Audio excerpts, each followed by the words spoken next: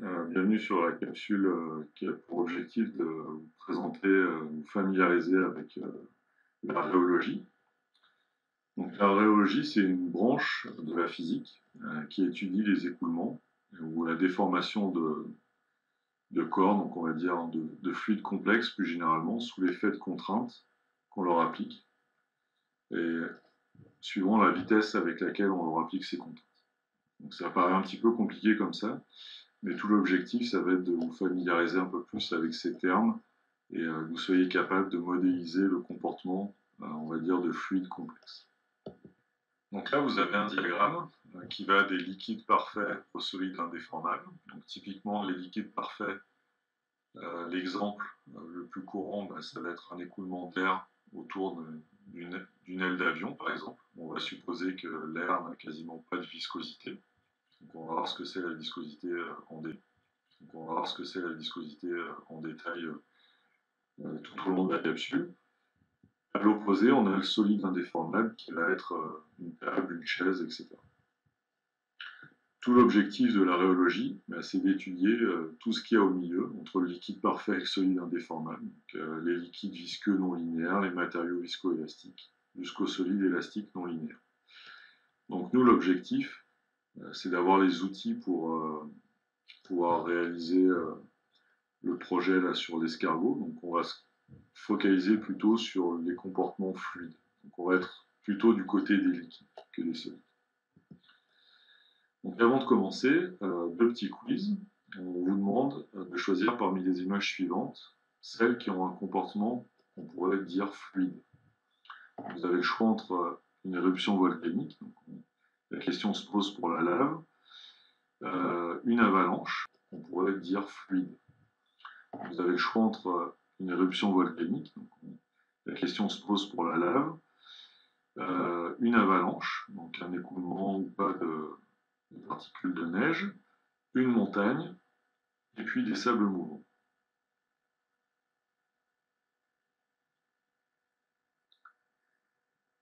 Mais en fait, toutes les réponses sont bonnes. Sur chaque image, on peut voir un comportement fluide.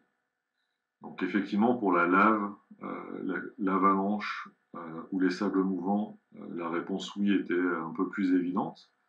Pour une montagne, ça l'est un petit peu moins, mais on va revenir là-dessus. Deuxième quiz, donc même chose, parmi les images suivantes, identifiez celles où on voit un comportement fluide, donc entre une poche de sang, un tube de dentifrice, du beurre de peanut et puis de la peinture.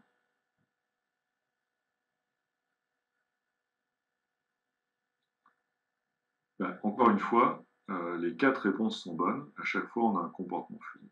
Pour le sang, c'est un peu plus évident que pour les autres, puisque le sang s'écoule dans nos veines. Pour le tube de dentifrice, c'est là l'intérêt de la rhéologie. C'est que notre dentifrice, il est statique dans le tube. On va lui exercer une certaine pression, une certaine contrainte pour le faire sortir du tube et pouvoir l'étaler sur notre brosse à dents. La peinture, c'est la même chose. On veut pouvoir l'étaler sur un tableau, sur un mur, si vous repeignez une pièce de votre maison, mais on ne veut pas qu'elle s'écoule tout le temps. On ne veut pas avoir une coulure le long du mur parce que c'est juste pas joli. Le beurre de peanut, c'est pareil que le dentifrice, il va être fixe dans le pot, mais on veut pouvoir quand même le prendre et puis l'étaler sur notre tartine de pain.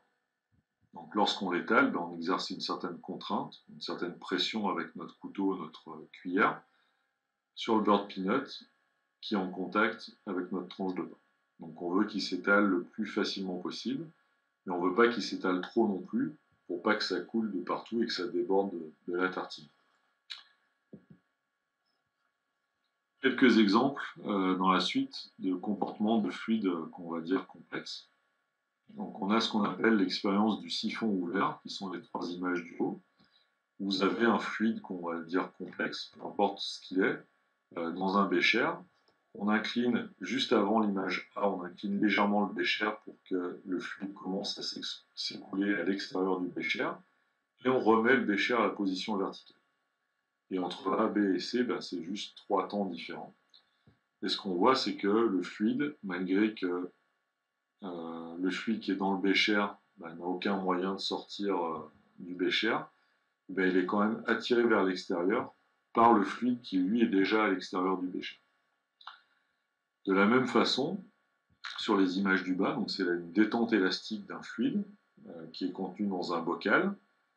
On incline le bocal avant l'image A. Donc le fluide va commencer à s'écouler en dehors du bocal et tomber dans le bécher du bas. Sur l'image A, on coupe cet écoulement de fluide complexe. Et puis après, en fonction du temps, on voit qu'une fois qu'on a coupé l'écoulement, le fluide qui est sur la partie haute, au-dessus du ciseau, va vouloir revenir dans le bocal tranquillement.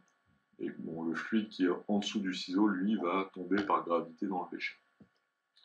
Donc on voit cet effet un peu élastique, comme pour un chewing-gum par exemple, où le fluide remonte dans le bocal et vient se remettre tranquillement au repos.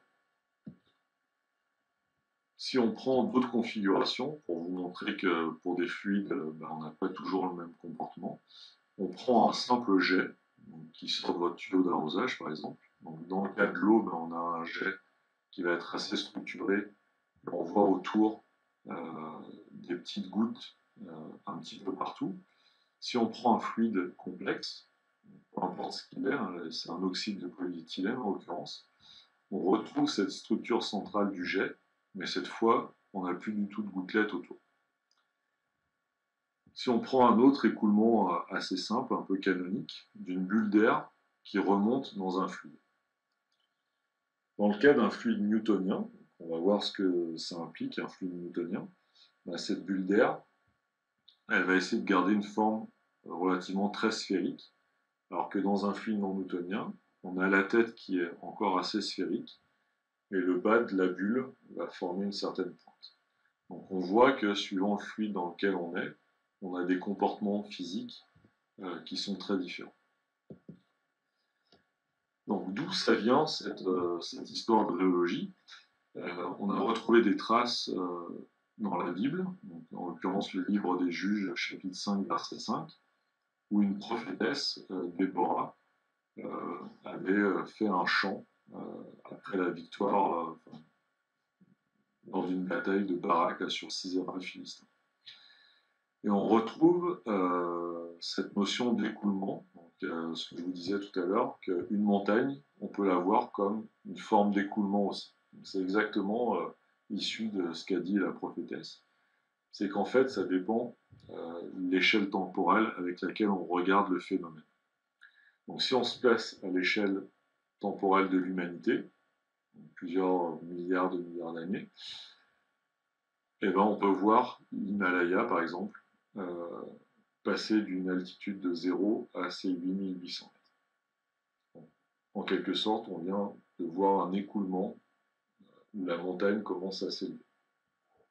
C'est sûr que si on regarde à l'échelle de la journée, l'Himalaya, il n'a quasiment pas bougé, puisqu'il prend que quelques centimètres, on va dire, au maximum par an. Donc tout n'est qu'une question d'échelle de temps caractéristique. C'est quelle est l'échelle de l'observateur pour dire est-ce que ça s'écoule ou est-ce que ça s'écoule. La deuxième manifestation pour dire que tout s'écoule, c'est quand Héraclite, à peu près 500 ans avant Jésus-Christ, s'est crié Pantarei, qui littéralement veut dire tout s'écoule. Mais la naissance, à proprement parler, de la rhéologie date de 1929, donc ça a à peine 100 ans. Et ça a été inventé par Eugène Bingham. Vous allez revoir ce nom de Bingham un peu plus loin dans la présentation. Et donc ça veut dire la théorie de ce qui s'écoule. Donc en fait, cette discipline est née lors d'une conférence ou d'un symposium où les grands scientifiques de l'époque se sont dit on n'est pas capable de prédire le comportement de certains matériaux, notamment le verre ou le bois, uniquement avec les théories classiques de la mécanique des solides, par exemple la théorie de Hooke, ou la théorie de la mécanique des fluides, par exemple Navier-Stokes. Donc ils se sont dit il y a besoin de définir une nouvelle discipline physique pour prédire le comportement de ces matériaux-là. D'où est née la science de la rhéologie. Alors, on l'a vu tout à l'heure avec les quelques images, il y a des applications à peu près dans tous les domaines. Une des premières applications, c'est dans l'industrie alimentaire, donc pour la qualité, entre guillemets, des aliments, plutôt leur texture. Donc, comme je vous disais tout à l'heure, le beurre de peanut, on veut qu'on puisse l'étaler sur une tranche de pain, mais on ne veut pas qu'il soit trop liquide non plus. Si vous avez une confiture, qu'elle est purement liquide comme du jus de fruits, ça va être assez désagréable à manipuler et puis à étaler sur une tranche de pain. Donc, on veut qu'il y ait une certaine consistance de ces aliments-là. Et puis ça va aussi influer la rhéologie sur les coûts de production de ces aliments, etc. On le retrouve dans les peintures, toujours pour la même raison, c'est qu'on ne veut pas qu'une peinture soit trop diluée, soit trop liquide, pour qu'on puisse l'étaler, mais qu'il y ait suffisamment de peinture pour que ce ne soit pas quelque chose de quasiment transparent. En génie civil, on le retrouve lorsqu'on produit des bétons, par exemple, sur la capacité à s'étaler, il va dépendre de la rhéologie de ces bétons-là. Ce qui vous intéresse, vous, plus, c'est la robotique. Donc ça, c'est quelque chose de plus récent, avec l'avènement des fluides qu'on appelle magnétorhéologiques. Donc ça, c'est des fluides qui vont avoir des propriétés qui vont changer suivant l'application ou non, et puis la force d'un champ magnétique.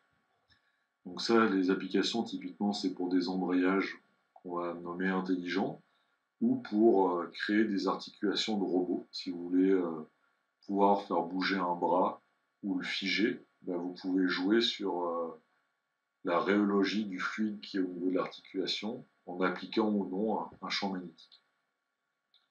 Donc en géophysique, ça va être pour prédire certains événements, donc comme on l'a vu, des éruptions volcaniques, des avalanches, des coulées de boue. En biologie aussi, tous les fluides biologiques, comme le sang, le mucus, le sperme, la sève, même le liquide qu'on retrouve dans des plantes carnivores, dont elles se servent pour piéger certains insectes, tous ces fluides-là sont des fluides complexes dont le comportement va être prédit par la rhéologie. Alors, qu'est-ce qu'il y a de commun entre tous ces matériaux complexes ou ces fluides complexes? C'est à chaque fois, comme je vous disais, on s'intéresse plutôt au côté liquide. Donc c'est toujours des liquides qui contiennent des particules solides, mais macromolécules à l'intérieur. Donc si vous prenez l'exemple de la lave, par exemple, une éruption volcanique, c'est de la lave, donc c'est des matériaux en fusion, et qui contiennent des roches à l'intérieur. Si vous prenez une avalanche, c'est essentiellement de l'eau, puis avec des cristaux de glace à l'intérieur, etc., etc. Donc pour comprendre ça, il faut regarder comment se comportent les atomes à l'échelle moléculaire pour un solide et pour un liquide. Alors le gaz est un petit peu moins intéressant dans notre cas. Donc dans le cas d'un solide, on a tous les atomes qui sont interreliés entre eux dans un réseau très bien structuré, avec des forces qui font que justement tout est figé. Alors que dans un liquide, vous avez une certaine cohésion entre les atomes, mais ils ont une certaine liberté pour bouger, vibrer un peu dans relativement tous les sens de l'espace. Donc c'est le mélange de ces deux comportements-là, liquide et solide, qui va donner ce caractère complexe à certains matériaux ou à certains fluides. Donc une des propriétés qui va permettre de caractériser ces matériaux ou ces fluides complexes, ça va être leur viscosité. Donc c'est une propriété intrinsèque d'un fluide, comme sa capacité à transmettre ou à emmagasiner de la chaleur, comme sa masse volumique, par exemple. Et la viscosité, c'est la propriété qui représente la résistance interne de ce fluide à un mouvement. Donc ça va caractériser en quelque sorte sa fluidité. Donc depuis tout à l'heure, j'ai plusieurs fois introduit le terme de contrainte ou de pression lorsqu'on appuie sur notre tube de dentifrice pour que le dentifrice sorte. Donc si on revient à une notion connue, on sait qu'une force, c'est une pression fois une surface. Donc, si on veut généraliser un petit peu ça, sur un petit élément de fluide qui aura une surface qu'on noterait ds, la force dF, c'est une contrainte fois une surface. Alors n, c'est le vecteur perpendiculaire à la surface ds, et sigma, c'est la contrainte. Vous voyez que c'est la même unité qu'une pression, Donc ça va englober la pression comme on l'entend habituellement, et ça va englober d'autres contraintes. Donc si on est en 3D, il ne faut pas prendre peur, hein, mais cette contrainte, en fait, c'est une matrice 3 par 3, 3 lignes, 3 colonnes, parce qu'on est en 3 dimensions. Donc on voit dans cette matrice qu'il y a 9 termes, donc.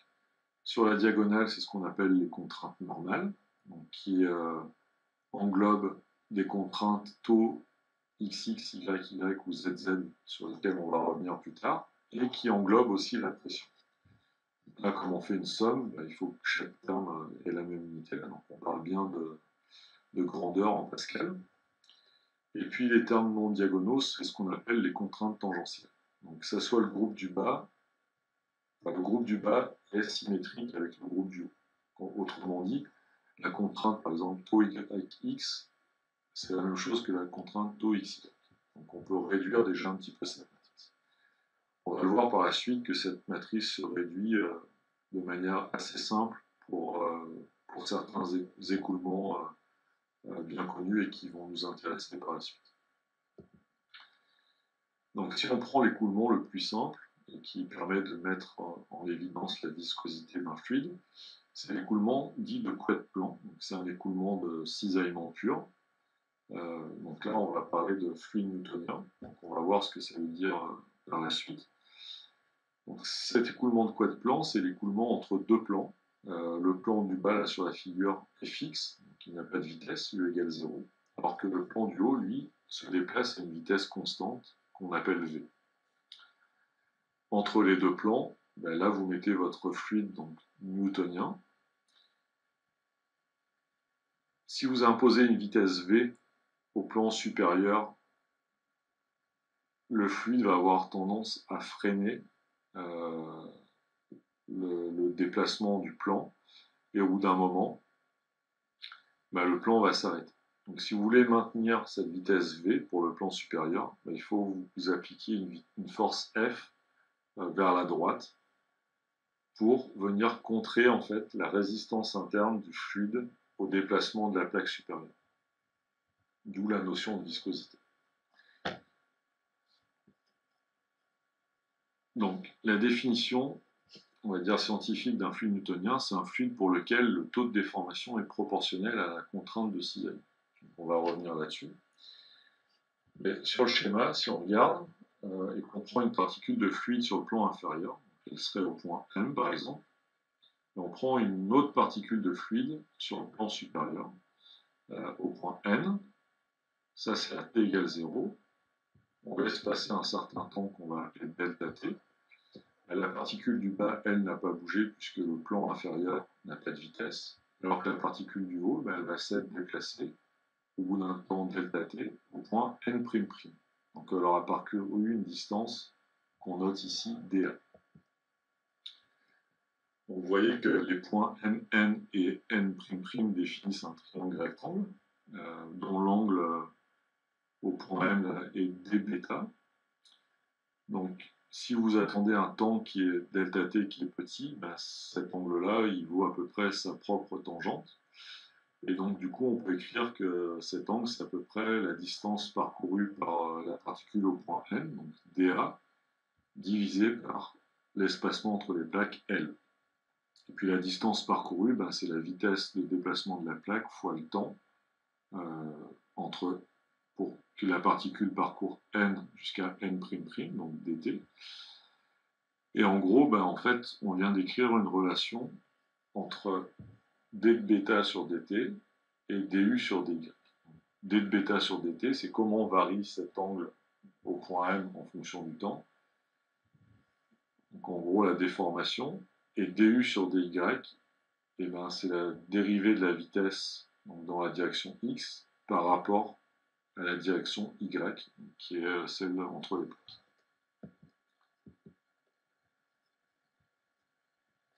Donc, notre contrainte de cisaillement, donc c'est taux, c'est la force qu'il faut appliquer pour maintenir la plaque supérieure à la vitesse V, divisée par la surface de contact entre le fluide et la plaque supérieure. Donc typiquement, cette surface A, ben, ça va être la longueur de votre plaque dans la direction X, fois sa largeur dans la direction Z, qui serait la direction perpendiculaire à votre écran. Et du coup, cette contrainte, elle est proportionnelle à la variation de l'angle en fonction du temps. Donc si on utilise le résultat précédent, on peut dire que cette contrainte, elle va être proportionnelle au taux de cisaillement, donc à la dérivée de la vitesse par rapport à la direction Y. Donc si on revient à notre matrice de contraintes, où j'ai enlevé les termes de pression, j'ai gardé que les contraintes de type taux, mais en fait, pour cet écoulement de cisaillement pur de 10 de quad plan, ben on a quasiment tous les termes qui sont égaux à 0, et il ne nous reste plus que taux XY ou taux YX. Et par définition, pour un fluide newtonien, ils sont reliés au taux de cisaillement, donc du sur dy, avec un coefficient de proportionnalité qui est la viscosité dynamique du fluide. Donc pour rappel, taux xy ou taux yx, c'est une contrainte, c'est équivalent à une pression, donc c'est en pascal. Le du sur dy, ben c'est une variation de vitesse divisée par une variation dans l'espace, donc il ne nous reste plus que des secondes moins 1 pour le taux de cisaillement. Donc en général, on va le noter gamma point. Alors pour le cas très particulier de l'écoulement de quad plan, ce gamma point se réduit à du sur dy. Et puis le coefficient de proportionnalité, comme je vous disais, c'est la viscosité dynamique. La plupart du temps, vous allez trouver comme unité des pascals fois des secondes, mais en unité du système international, c'est des kilogrammes par mètre par seconde. Donc une fois qu'on a cette contrainte, ce qui est bien, c'est qu'on peut revenir à une des relations qu'on vient de voir pour en déduire la force de cisaillement F qu'il faut pour que la plaque maintienne sa vitesse V, compte tenu du fait que le fluide, lui, veut résister à ça, et puis il lui oppose une force de résistance qui est liée à la viscosité. Donc cette force de cisaillement F, c'est juste la contrainte fois la surface de contact entre la paroi et le fluide. Donc on peut remplacer la contrainte par mu du sur dy, et puis on peut en déduire assez facilement, dans ce cas présent, le profil de vitesse, donc U qui dépend de la position y. Donc on peut tout calculer à la main.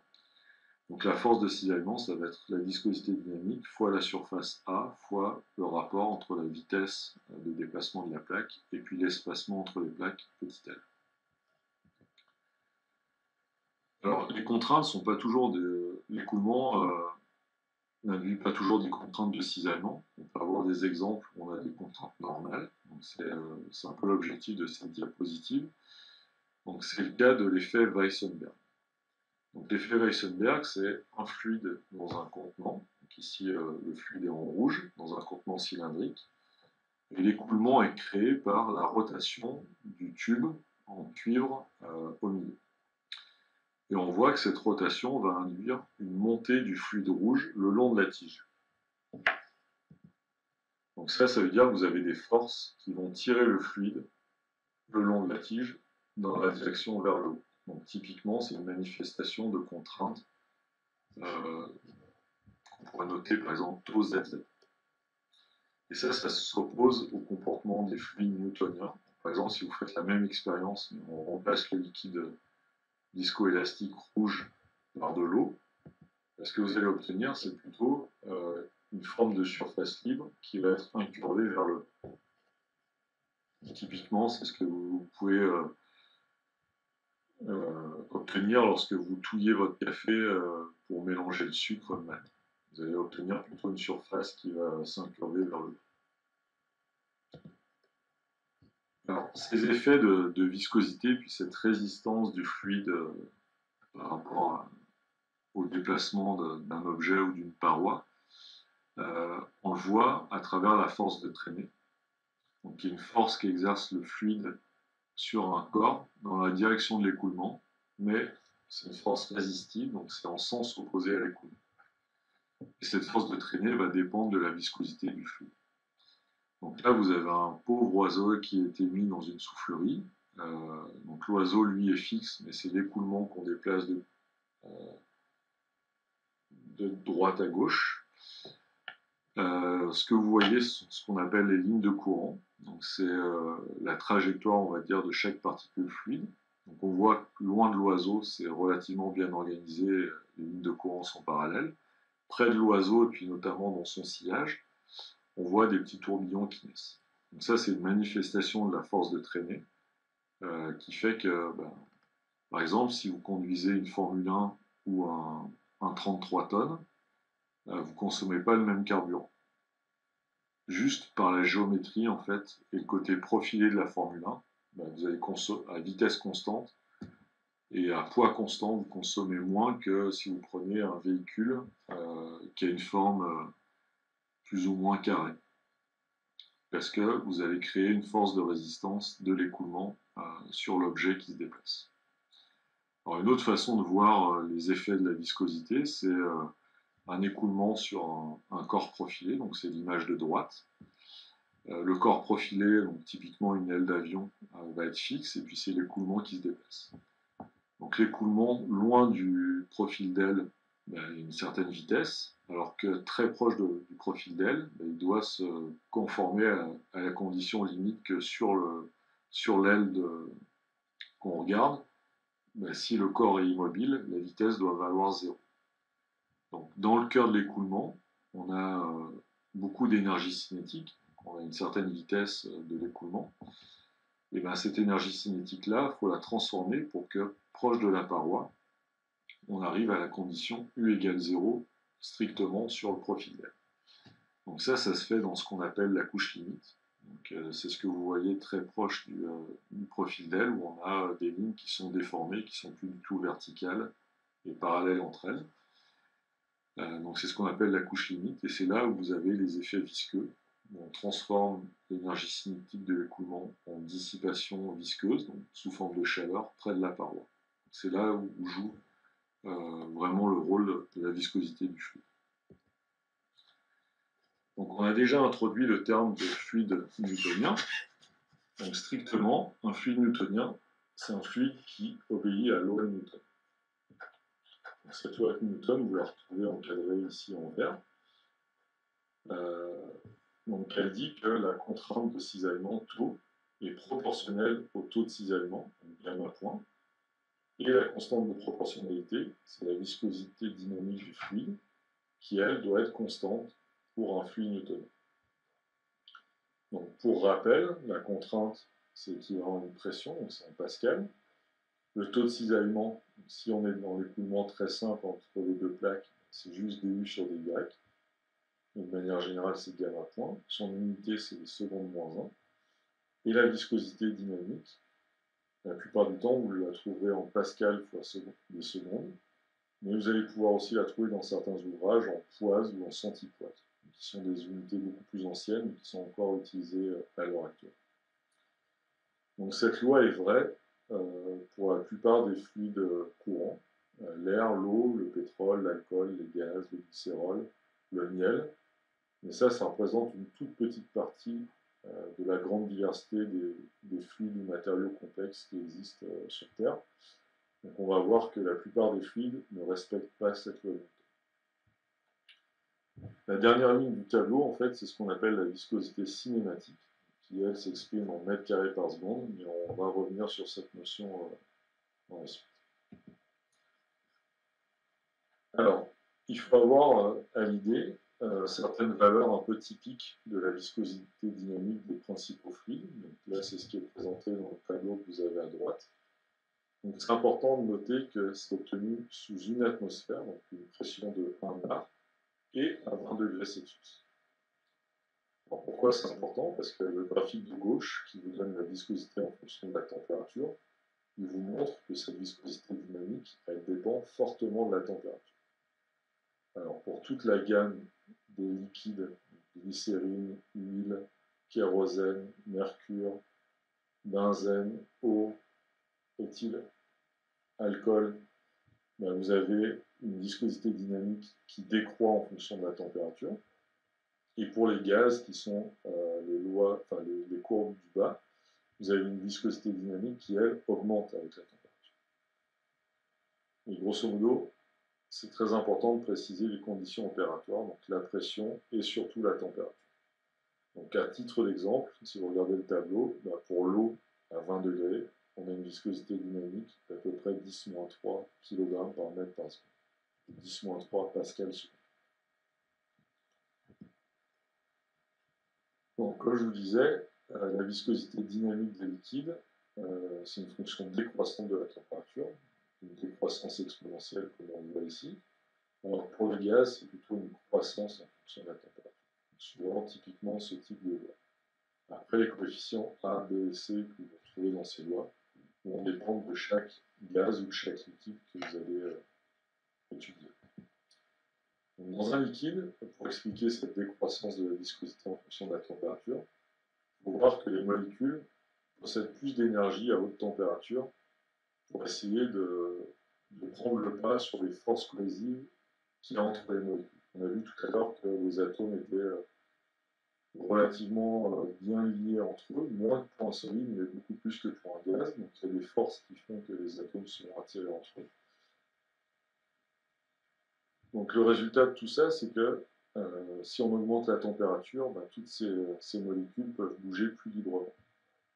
Donc ça diminue la viscosité du mélange.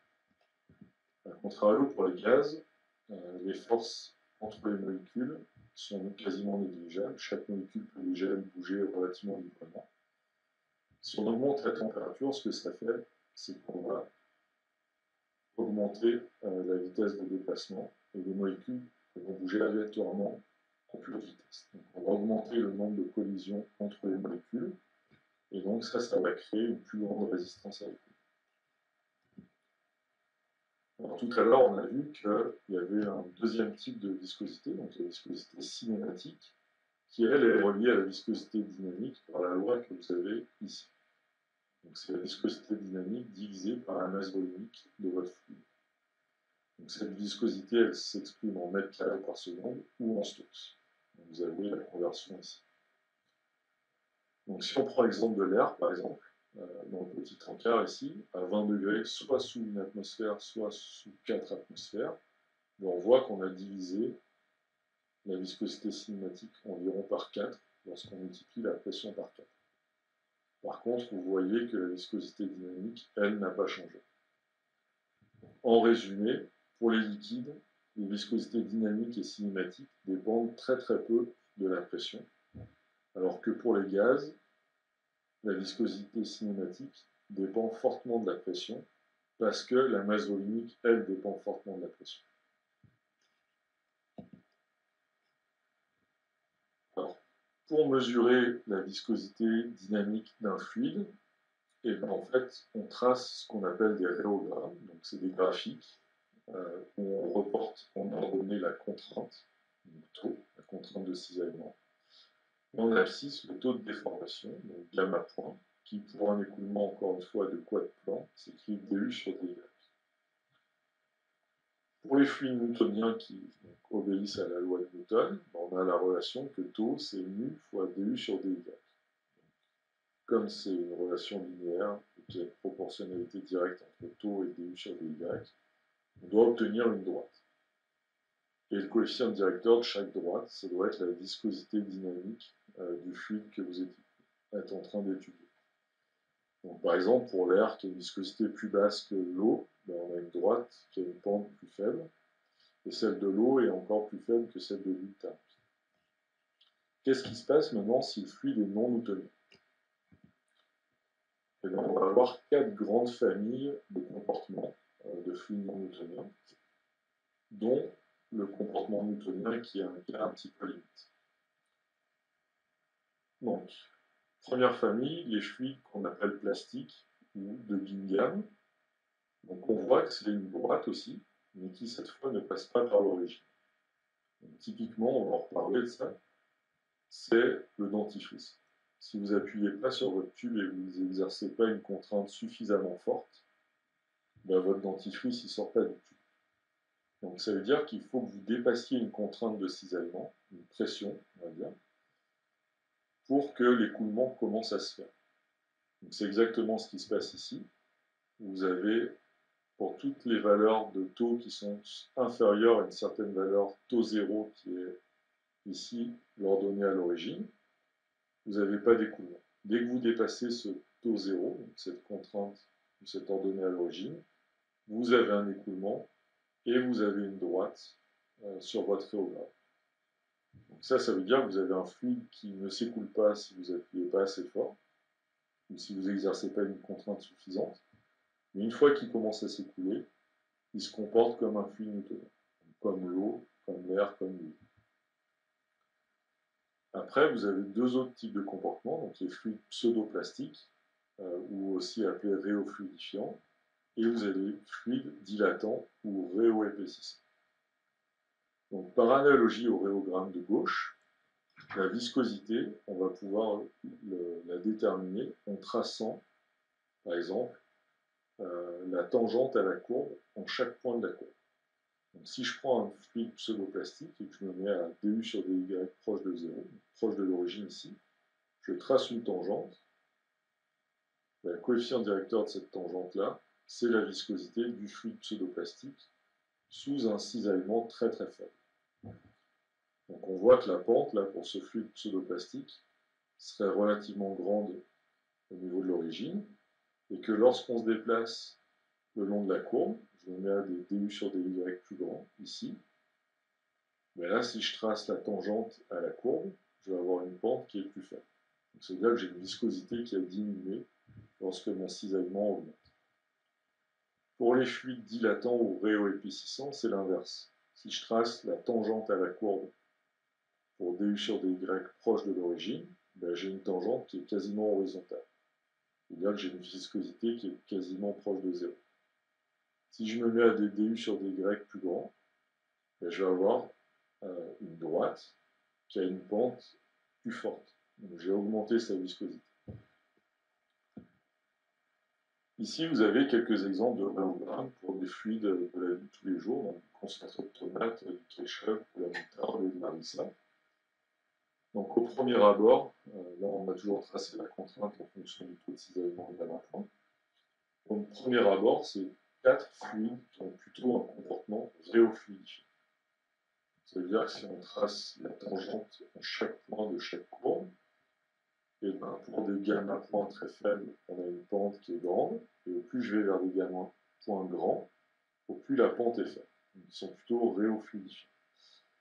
Si on examine, alors c'est difficile à voir ici, mais si on examine les courbes pour des gamma points très faibles, on peut apercevoir une zone qui est quasiment linéaire.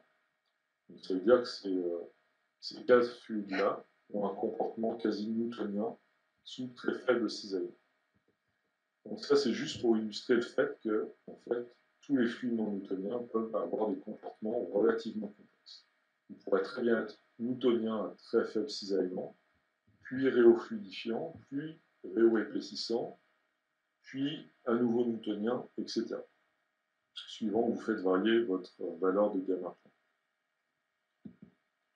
Alors, comment on mesure ces rhéogrammes? Comment on obtient un rhéogramme? Donc, il y a plusieurs façons de le faire. On va voir les grandes familles de rhéogrammes, de rhéomètres. Celui que vous allez voir dans la démo, pour la mesure du concentré de tomate, c'est le rhéomètre que vous avez ici.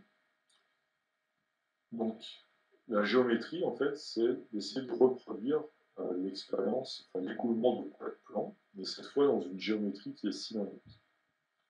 Donc, au lieu d'avoir un plan qui se déplace à une vitesse v, ben là, on a un cylindre intérieur, donc là, qui est volontairement sorti de la géométrie pour qu'on puisse le voir, qui a un rayon intérieur R int, et qui, lui, va se mettre à tourner à un taux de rotation qu'on va appeler oméga, donc en radians par seconde. Une fois qu'on baisse la tête, il va être entouré d'un cylindre extérieur de rayon R-out qui lui est fixe et qui fait office de notre plan fixe dans l'écoulement de quad plan.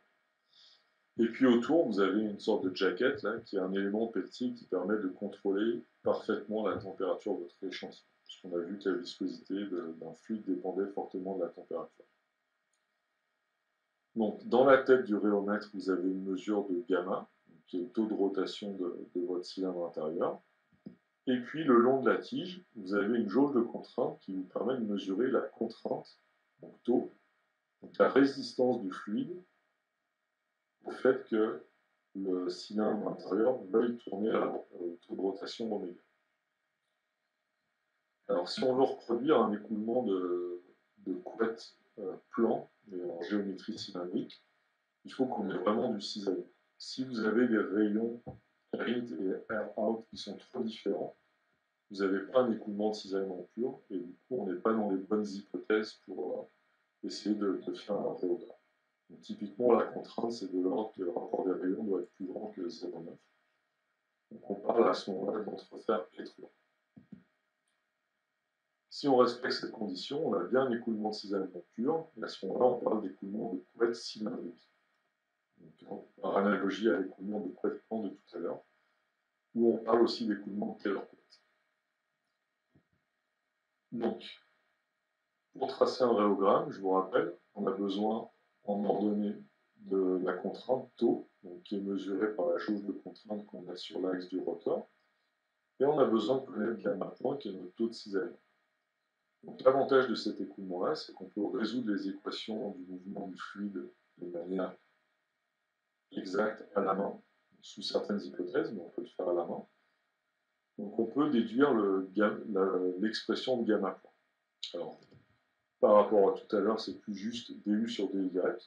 Cette fois, c'est y qui est remplacé par la direction radiale, qui est la direction entre les deux cylindres.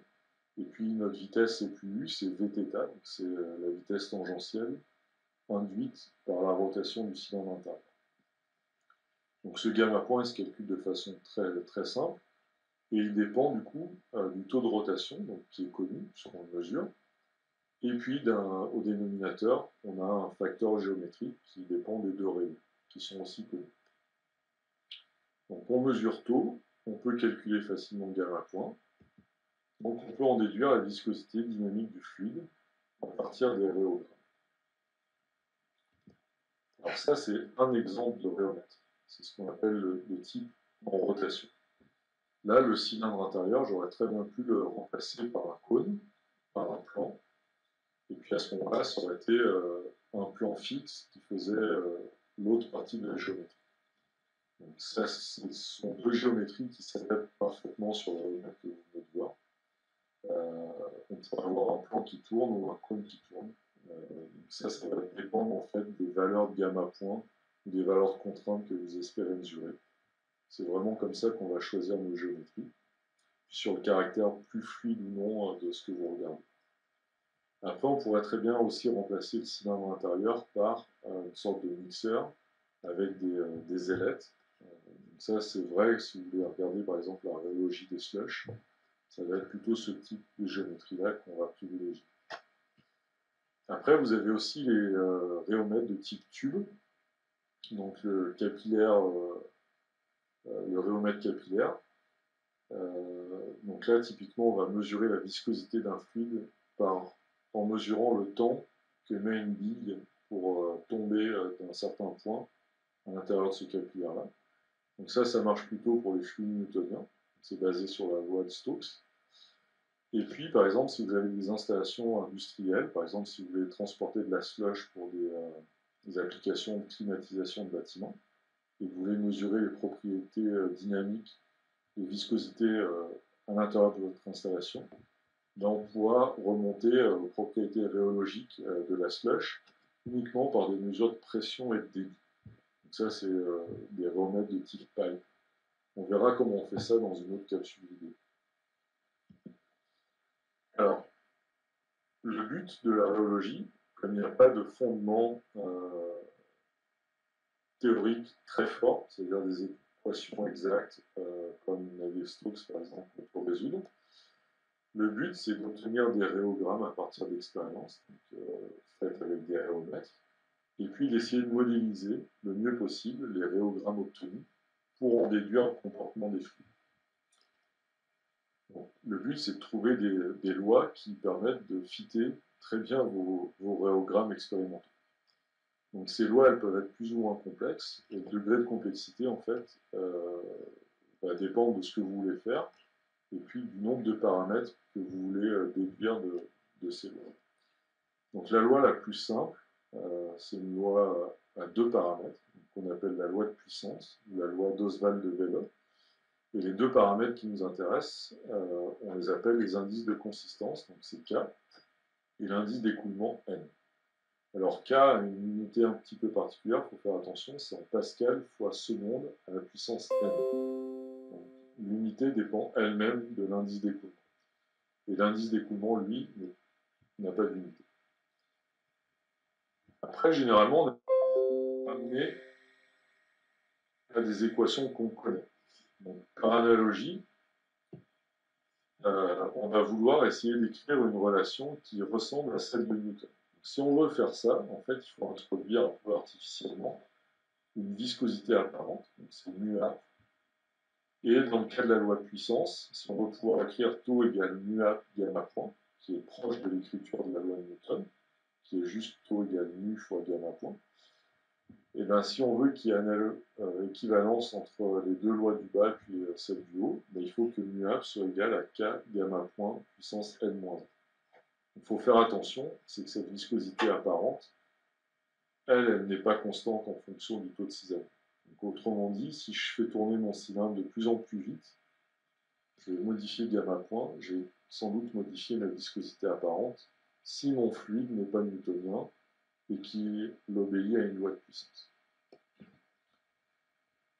Donc cette loi de puissance, elle permet de modéliser le comportement des fluides pseudoplastiques ou réofluidifiants. Donc dans ce cas-là, il faut que n soit plus petit que 1.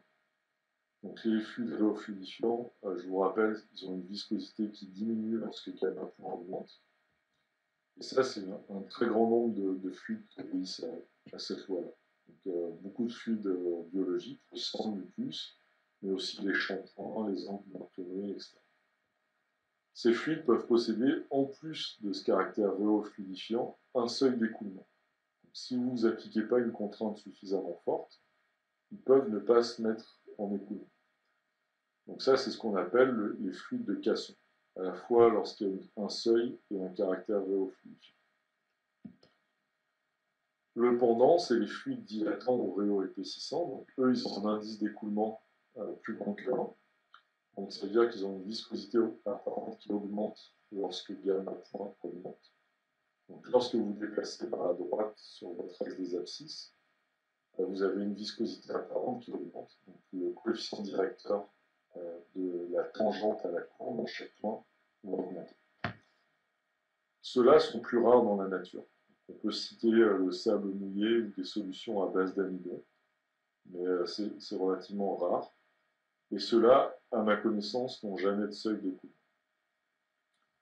Donc la limite entre les fluides réofluidifiants et réoépaississants, eh ben, c'est le cas des fluides newtoniens. Lorsque n vaut 1, ben, si vous mettez n égale 1 dans la loi de puissance, on va retrouver exactement la loi de Newton. Taux égale k gamma point, et du coup k, qui est l'indice de consistance, est directement de votre viscosité dynamique. Il existe une autre loi à deux paramètres, c'est la loi de Bingham, Eugène Bingham qui a donné naissance à la rhéologie, qui décrit donc, les fluides qui présentent un seuil. Donc, dans ce cas-là, si on suit une loi de Bingham, on doit déterminer la contrainte seuil taux 0, qui est aussi en Pascal, et mu, qui est la viscosité dynamique de mon fluide. Donc là, les exemples, c'est un certain nombre de peintures, le ketchup, le dentifrice, le ciment frais, etc. Donc pour mettre en évidence un petit peu cette notion de contrainte seuil, vous mettez par exemple une peinture sur un plan incliné. Qu'est-ce qui va faire que votre peinture puisse se mettre en écoulement ou non? Et bien c'est uniquement son poids. Donc, au bout d'un moment, si votre plan est purement horizontal, ben, son poids lié à la gravité est perpendiculaire à la direction où le fluide pourrait se mettre en écoulement. Donc, il n'y a aucune action du poids sur l'écoulement. Mais si vous commencez à incliner plus ou moins votre plan, ben là, la composante du poids va devenir une force motrice pour l'écoulement. Donc vous voyez sur la photo de gauche que l'inclinaison n'est pas suffisante pour que la peinture se mette à s'écouler. Mais au bout d'un moment, vous avez un angle qui va être critique et qui va commencer à la peinture, qui va lui permettre de s'écouler. Et puis sur la figure de droite, ben là vous avez encore un peu plus incliné le plan. Donc là, la force de gravité ou le poids de la peinture devient très fort et puis l'écoulement est important. Donc c'est comme ça qu'on va déduire cette contrainte seuil taux 0. Si on va plus loin, ben vous avez des lois à 3 paramètres. Donc la plus connue, c'est la loi d'Herschel-Becquerel. Et c'est une combinaison entre la loi de Bingham, puisqu'on retrouve cette contrainte seuil taux 0, et puis la loi de puissance, puisqu'on a le deuxième terme qui est K égale maintenant puissance n. Donc les 3 paramètres, ben c'est taux 0, K et n, qu'on a déjà vu. Là, les exemples, ben c'est le mucus bronchique, par exemple, les couilles de glace, certaines peintures, etc. Donc si on parle de couilles de glace, ben, en fait on parle de slush. Donc là, à titre d'information, ça peut devenir assez complexe, puisque dans la slush, ben, c'est un mélange d'eau liquide, de sirop et de particules de glace. Et ben, les 3 paramètres de la loi d'Herschel-Becquerel, ils peuvent être des fonctions de votre concentration en sirop et de votre concentration en glace. Donc, on peut avoir des lois qui deviennent relativement compliquées lorsqu'on essaye d'englober tous ces paramètres-là. Après, nous, on va s'arrêter à 3 paramètres, mais on peut avoir des lois à 4, 5, 6, 7 paramètres, suivant que le fluide est newtonien à faible cisaillement, puis réofluidifiant, puis éventuellement réoépaississant, etc. Si on veut décrire vraiment l'évolution sur des rhéogrammes aussi complexes, on est obligé d'aller à beaucoup de paramètres. Ou alors décrire le comportement du fluide en morceaux. Dire, il suit une loi de Newton pour telle gamme de gamma, puis une loi de type Herschel-Becquerel pour telle autre gamme, etc. Après, il y a d'autres comportements. La viscosité peut dépendre aussi du temps. C'est ce qu'on appelle la thixotropie. Donc, certains fluides sont thixotropes, comme la moutarde, le ketchup, le yaourt, certaines peintures, etc. Donc un exemple,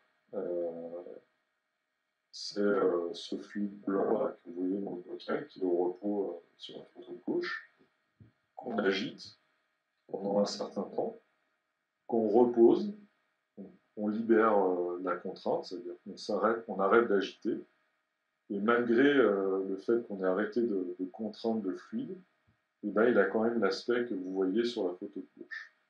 C'est-à-dire qu'il ne ressemble plus du tout à son aspect au repos, et on voit certaines inclusions ici.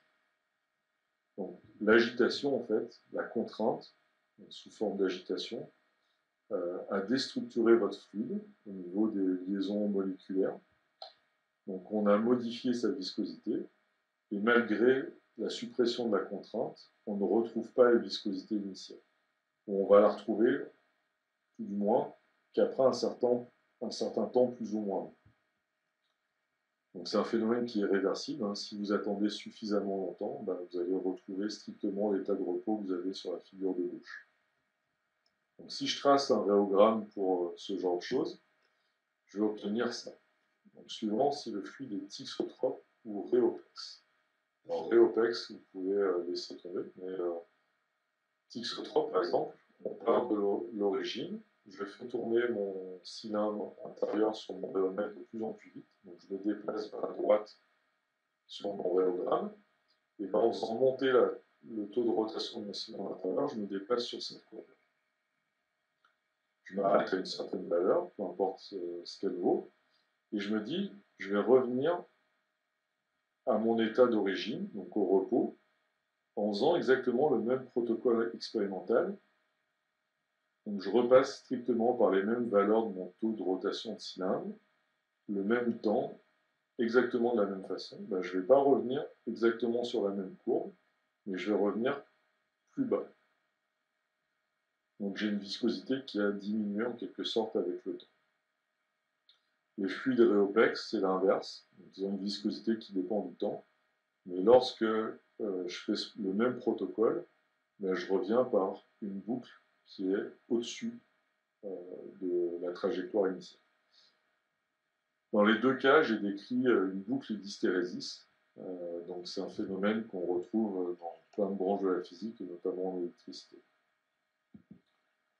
Je peux mettre en évidence ce caractère thixotrope, donc par exemple ici pour le ketchup. Au lieu de faire varier ma contrainte de cisaillement, donc le taux de rotation de mon rotor sur le géomètre, je peux faire varier la température du ketchup. Donc, vous voyez ici que je vais chauffer mon ketchup, je vais avoir une viscosité qui diminue, et puis après, je vais le refroidir. Donc je passe par exactement les mêmes températures pour chaque point la même durée. Je vais revenir à mon état initial, mais pas par les mêmes points. Donc, typiquement, c'est une manifestation du caractère thixotrope du ketchup. Donc ça, c'est intéressant notamment parce que vous avez certains dispositifs qui jouent sur ce caractère-là pour déstructurer un fluide, le rendre plus liquide, pour, par exemple, dans le cas du mucus bronchique, pour des gens qui ont une certaine pathologie comme la fibrose kystique, si vous arrivez à exciter le mucus qui est lui thixotrope et à le rendre plus liquide, les patients peuvent l'expectorer plus facilement. Donc il y a une notion de temps qui intervient.